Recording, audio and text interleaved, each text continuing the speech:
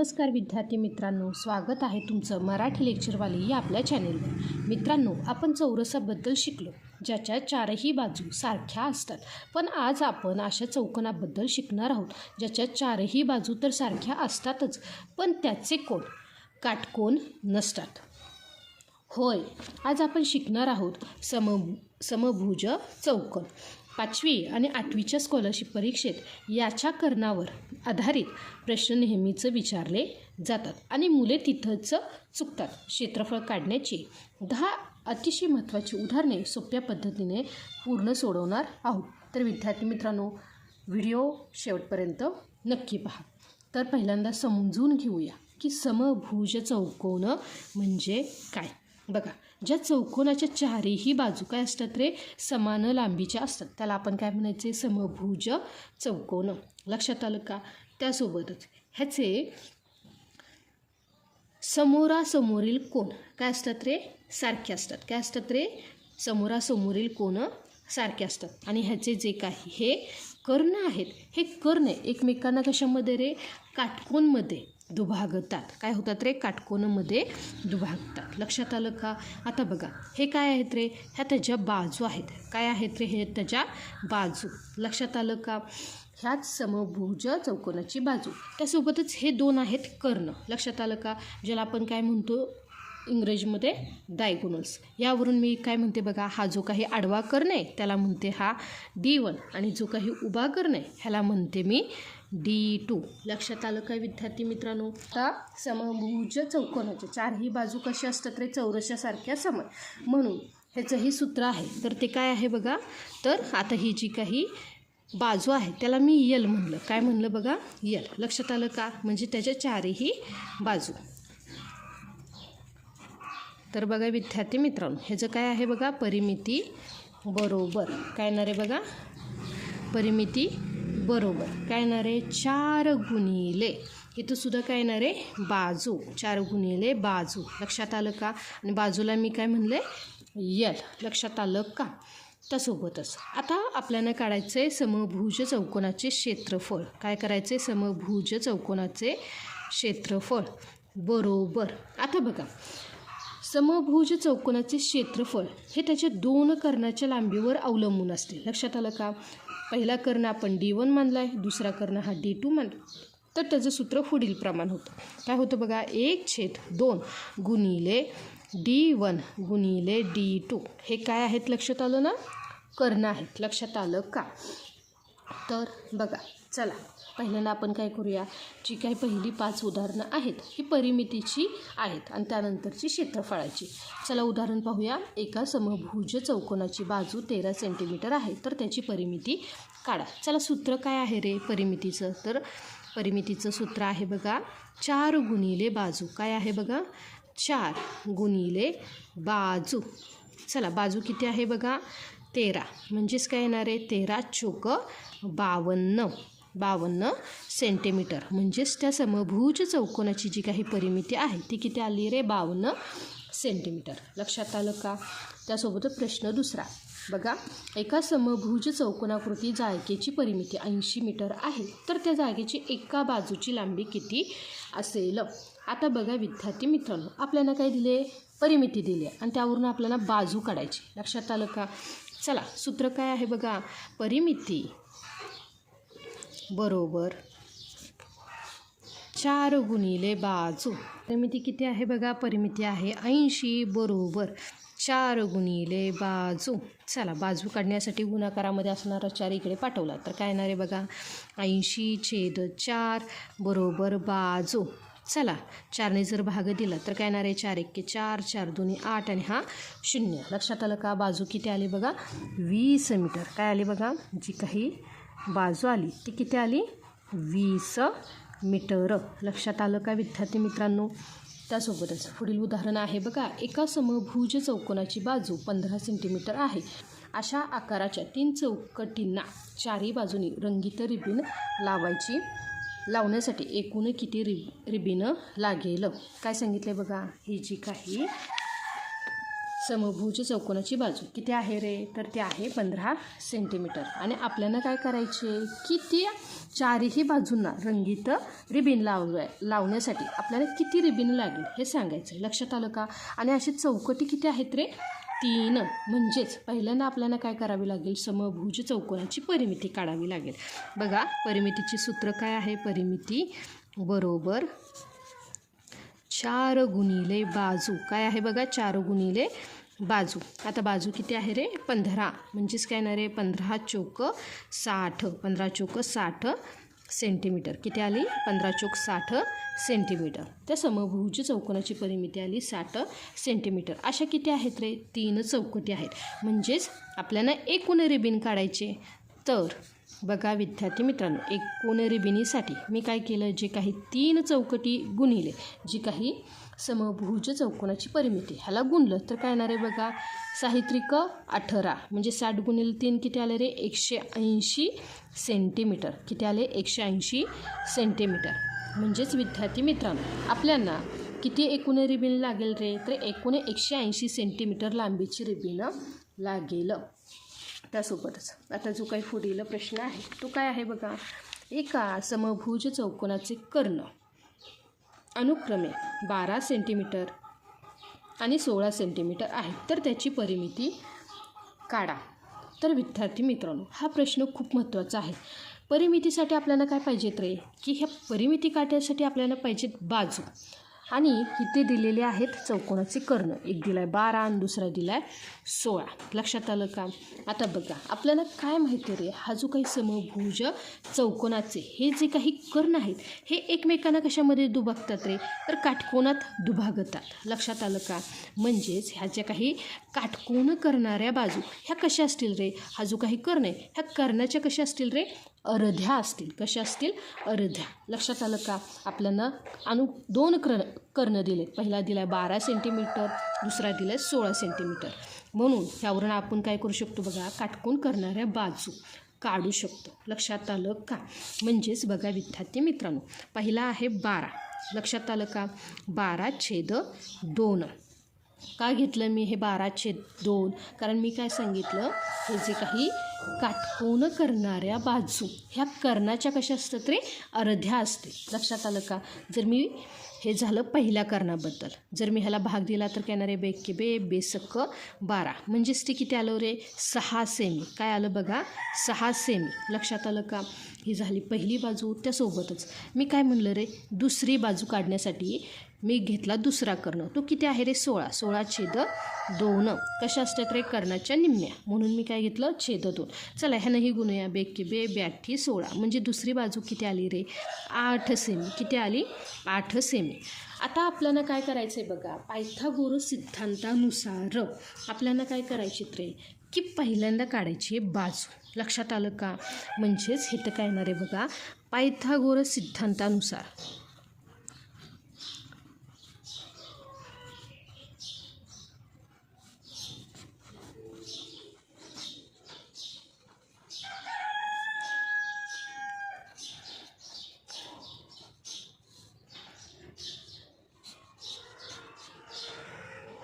तर बघा विद्यार्थी मित्रांनो, पायथागोरस सिद्धांतानुसार जे काही पायथागोरसचं सूत्र आहे ते काय आहे बघा, कर्णवर्ग बरोबर पायावर्ग अधिक उंची वर्ग. आता तुम्ही म्हणाल की आपल्याला काढायला सांगितले बाजू, तुम्ही पायथागोरस का वापरता, सगळं तुम्हाला सांगते.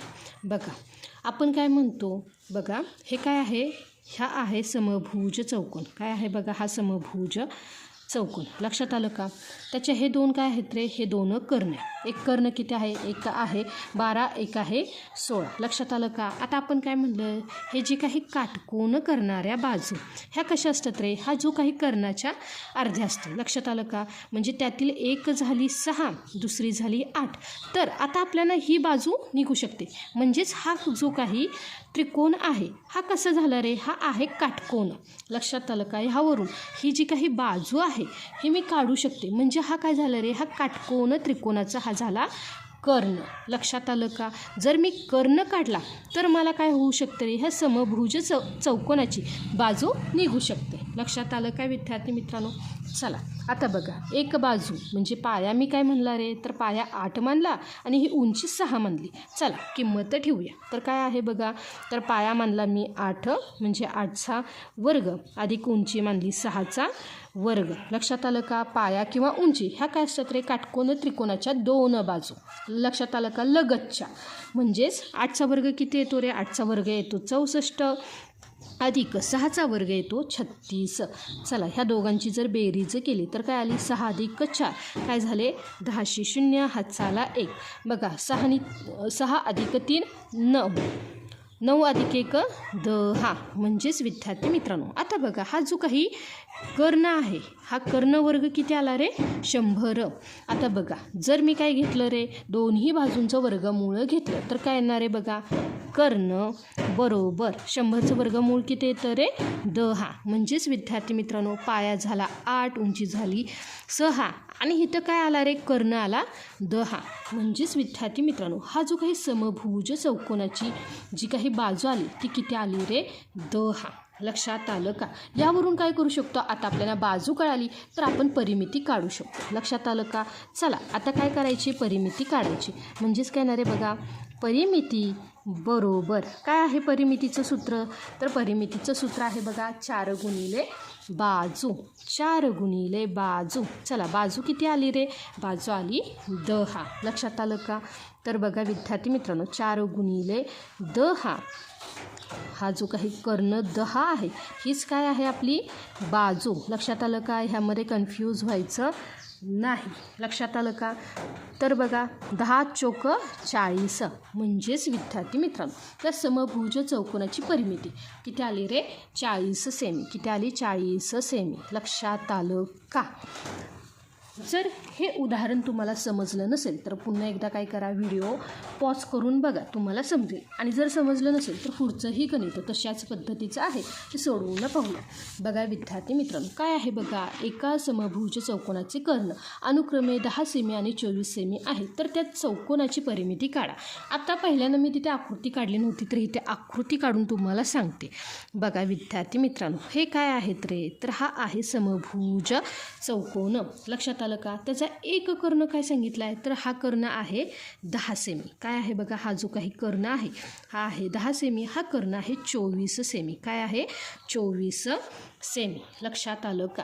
आता आपण जसं पहिल्या उदाहरण सोडवलं, पहिल्या उदाहरणामध्ये काय सांगितलं बघा, हे जे काही समभुज चौकोनाचे हे कर्ण एकमेकांना काय होतात रे, काटकोनामध्ये दुभागतात. काय होतात, एकमेकांना काटकोनात दुभागतात. म्हणून हे जे काही काटकोन करणाऱ्या ह्या ज्या काही बाजू आहेत ह्या कर्णाच्या कशा असतील रे, अर्ध्या असतील.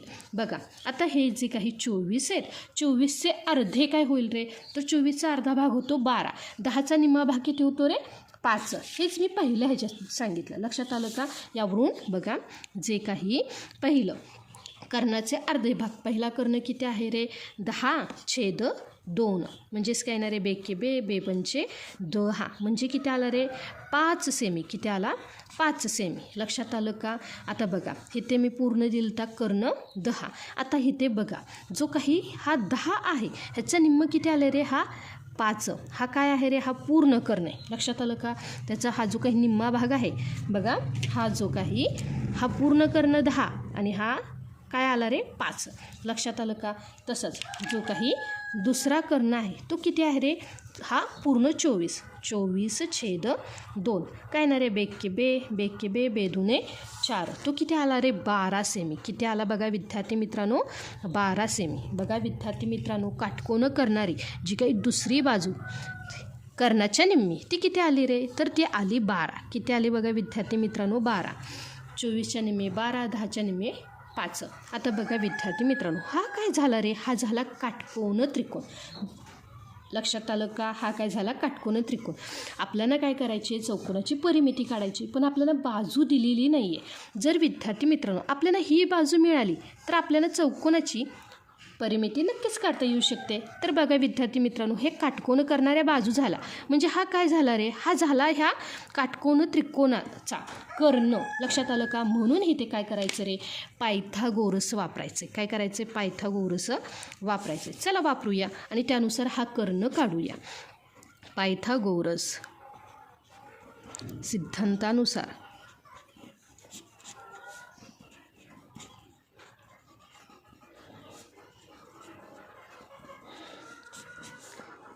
काय येणार आहे बघा, कर्ण वर्ग बरोबर पाया वर्ग अधिक उंची वर्ग. काय आहे बघा, उंची वर्ग. चला विद्यार्थी मित्रांनो, पाया मी काय म्हणला, पाया म्हणला मी 12, म्हणजे इथं येणार आहे 12चा वर्ग अधिक उंची. काय येणार आहे बघा, उंची आहे 5. काय आहे, 5चा वर्ग. लक्षात आलं काय विद्यार्थी मित्रांनो. 12चा वर्ग किती येतो, 144 अधिक 5चा वर्ग येतो 25. जर ह्या दोघांची बेरीज केली काय येणार आहे बघा, 5 अधिक 4 9, 4 अधिक 2 6 आणि 1. हा काय झाला रे, कर्ण वर्ग. काय झालं बघा. बघा विद्यार्थी मित्रांनो, मी काय घेतलं बघा, जर दोन्ही बाजूंचं वर्गमूळ घेतलं तर मला कर्ण मिळू शकतो. म्हणजेच काय येणार आहे, इथं येणार आहे कर्ण बरोबर काय आलं रे, 169चं वर्गमूळ येतं 13. म्हणजेच काय आलं रे, 13 सेमी. लक्षात आलं का. बघा विद्यार्थी मित्रांनो, इथे कर्ण किती आला रे, 13. म्हणजेच ह्या समभुज चौकोनाची बाजू किती आली रे, 13. बघा विद्यार्थी मित्रांनो, हा समभुज आहे म्हणजेच काय, त्याच्या चारही बाजू समान. जर ही 13 असेल तर इतर 3 किती असणार आहेत रे, 13. लक्षात आलं का. यावरून आता आपण काय करू शकतो, हा जो काही कर्ण आहे हाच काय आहे रे, त्या त्रिकोणाची बाजू. काय आहे, त्रिकोणाची बाजू. लक्षात आलं का. यावरून आपण चौकोनाची परिमिती काढू शकतो. चला बघा विद्यार्थी मित्रांनो, परिमिती बरोबर काय आहे रे, परिमितीचं सूत्र तर 4 गुणिले बाजू. काय आहे, 4 गुणिले बाजू. चला 4 गुणिले बाजू किती आहे रे, 13. चला 13 चौक 52 सेंटीमीटर.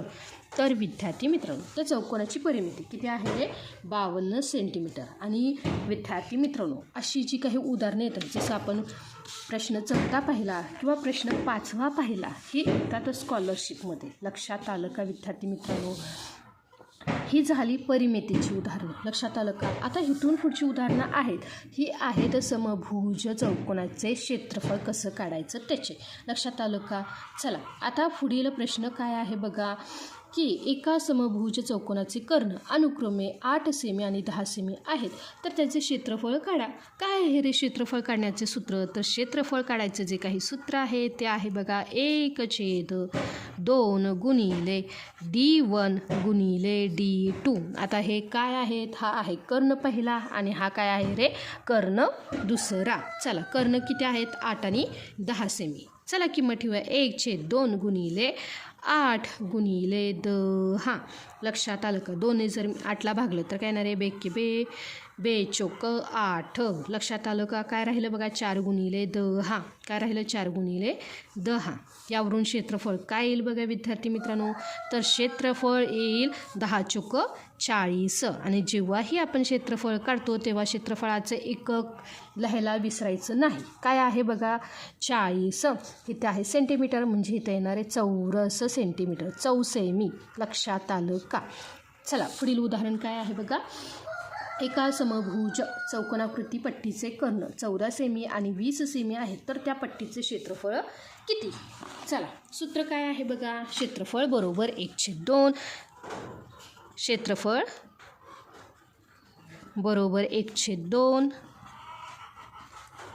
D1 गुणिले D2. चला किंमत ठेवायची, 1/2 गुणिले काय येणार आहे, 14 गुणिले 20.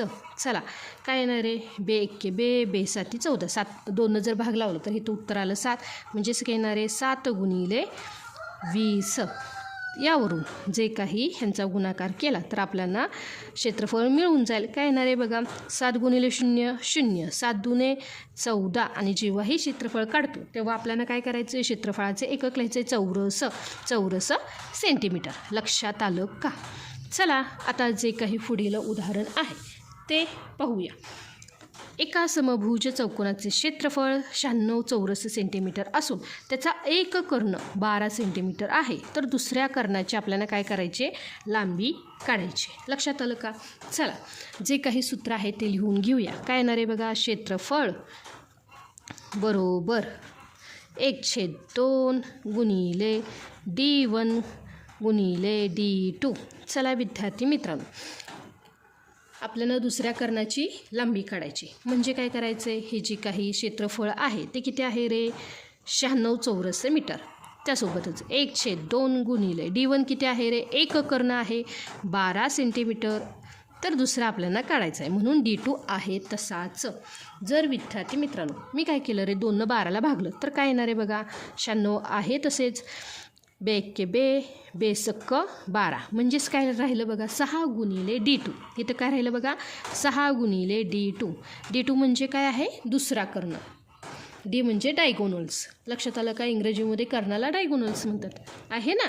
मग आता मला ह्याची किंमत काढायची आहे. तर हा जो काही गुणाकारामध्ये असणारा 6 आहे इकडं आल्यानंतर ना भागाकारामध्ये जाईल.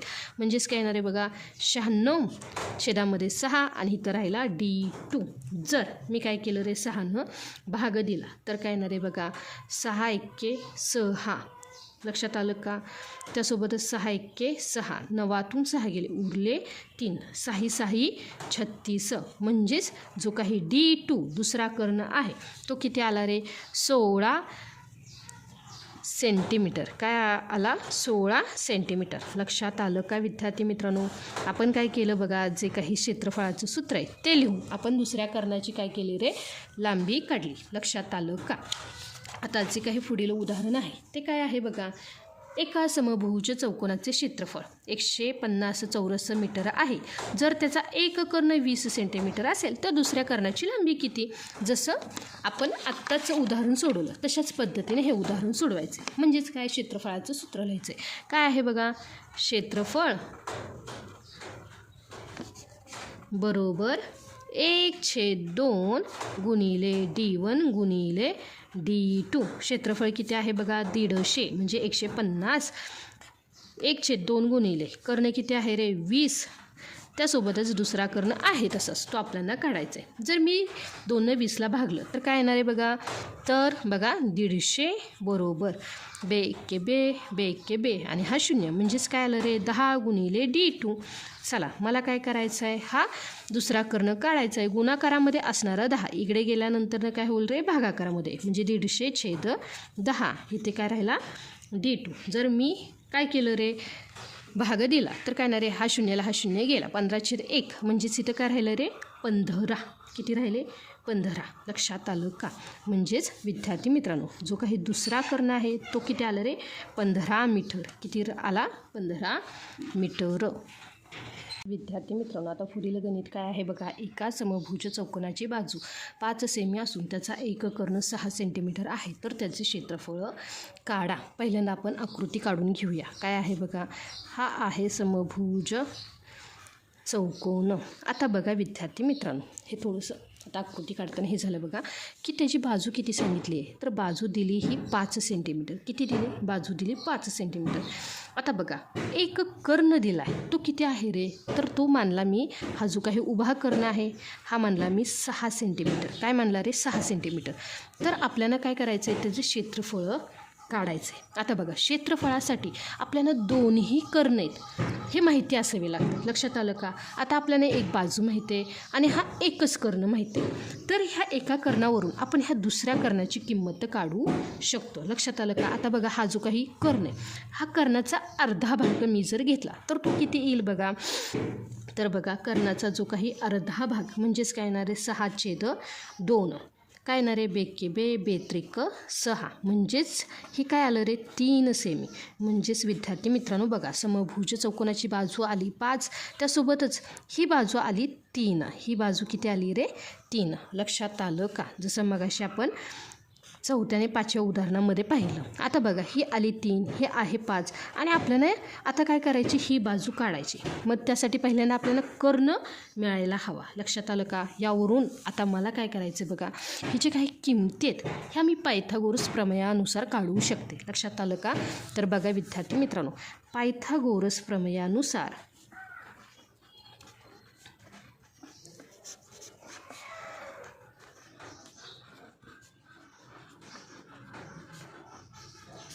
पायथागोरस प्रमेय तर बघा कर्ण वर्ग बरोबर पाया वर्ग अधिक उंची वर्ग. काय आहे? अधिक उंची वर्ग. बघा विद्यार्थी मित्रांनो, आता हा एवढा जो भाग मी इथे काढून दाखवला, हा आहे 3, हा आहे 5.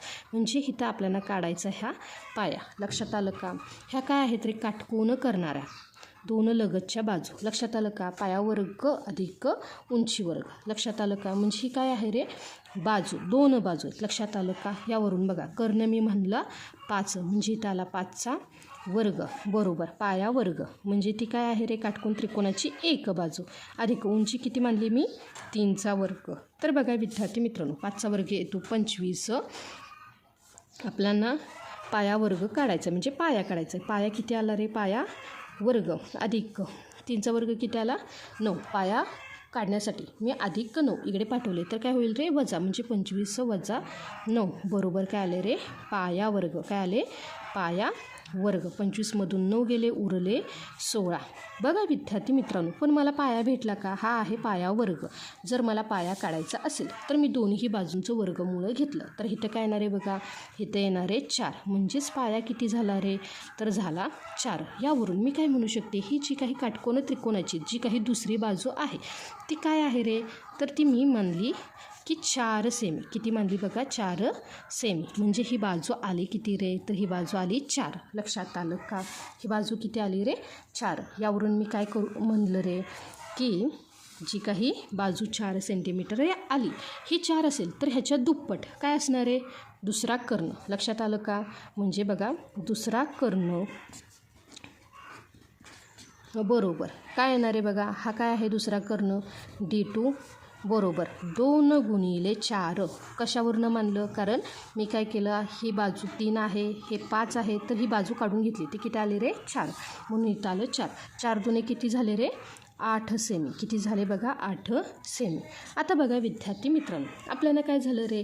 की हा झाला कर्ण 6 सेमी. हा दुसरा कर्ण पूर्ण किती झाला रे? 8 सेमी. हा किती झाला? 8. हा किती झाला? 6. यावरून आता मी त्याचं क्षेत्रफळ काढू शकते. म्हणजेच काय येणार आहे बघा? क्षेत्रफळ बरोबर 1/2 D1 गुणिले D2. लक्षात आलं का? जो काही पहिला कर्ण आहे तो किती आहे? तर तो आहे 6 सेंटीमीटर. किती आहे बघा? 6 सेंटीमीटर. म्हणजे 6 गुणिले D2 किती आला रे? तर तो आला 8 सेंटीमीटर. किती आला? 8.